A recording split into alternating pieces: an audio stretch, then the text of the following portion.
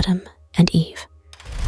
This is the account of the heavens and the earth when they were created. When the Lord God made the earth and the heavens.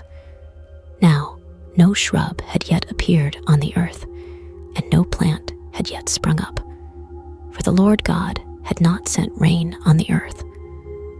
And there was no one to work the ground, but streams came up from the earth and watered the whole surface of the ground. Then the Lord God formed a man from the dust of the ground and breathed into his nostrils the breath of life, and the man became a living being. Now the Lord God had planted a garden in the east, in Eden, and there he put the man he had formed. The Lord God made all kinds of trees grow out of the ground, trees that were pleasing to the eye and good for food. In the middle of the garden were the tree of life and the tree of the knowledge of good and evil. A river watering the garden flowed from Eden. From there, it was separated into 4 headwaters. The name of the first is the Pishon. It winds through the entire land of Havilah, where there's gold. The gold of that land is good. Aromatic resin and onyx are also there. The name of the second river is the Gihon. It winds through the entire land of Cush.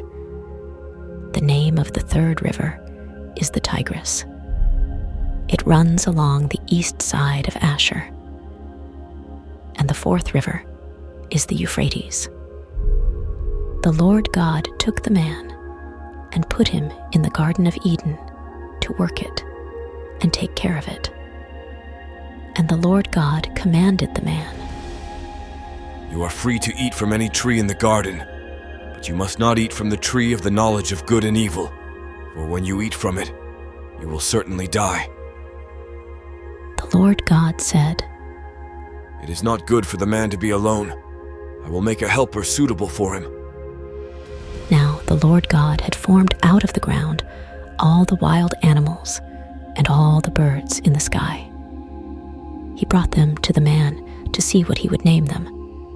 And whatever the man called each living creature, that was its name. So the man gave names to all the livestock, the birds in the sky, and all the wild animals. But for Adam, no suitable helper was found. So the Lord God caused the man to fall into a deep sleep.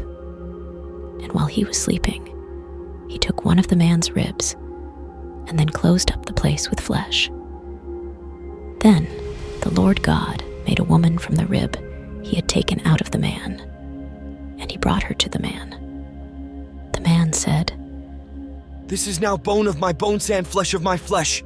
She shall be called woman, for she was taken out of man."